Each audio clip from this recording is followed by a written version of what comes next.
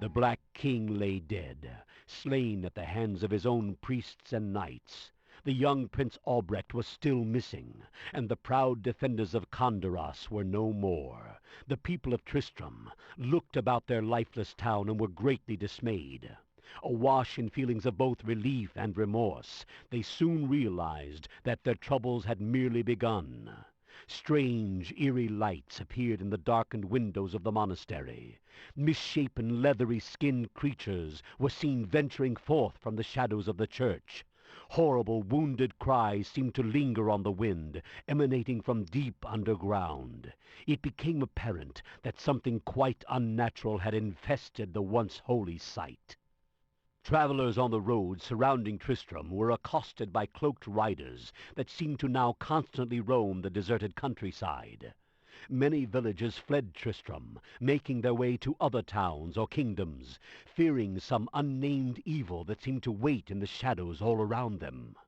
Those few who chose to remain seldom ventured out at night, and never tread foot upon the grounds of the cursed monastery.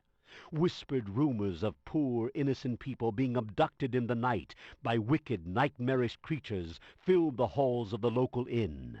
With no king, no law, and no army left to defend them, many of the townsfolk began to fear an attack from the things that now dwelt beneath their town.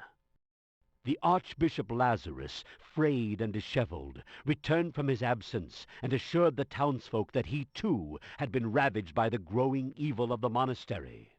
With their desperate need for reassurance clouding their good judgment, Lazarus whipped the townspeople into a frenzied mob. Reminding them that Prince Albrecht was still unaccounted for, he persuaded many of the men to follow him into the depths of the monastery to search for the boy. They gathered torches, and soon the night air glowed with the flickering light of hope. They armed themselves with shovels, picks, and scythes, and so prepared, they boldly followed the treacherous archbishop straight into the fiery maw of hell itself. The few who survived the horrible fate that awaited them returned to Tristram and recounted what they could of the ordeal. Their wounds were terrible, and even the skills of the healer could not save some of them. As the stories of demons and devils spread, a stifling, primal terror began to consume the hearts of all of the town's inhabitants. It was a terror that none of them had ever known. Deep beneath the foundations of the ruined monastery, Diablo gorged himself upon the fears of the mortals above him. He slowly sank back into the welcoming shadows and began to harness his depleted power.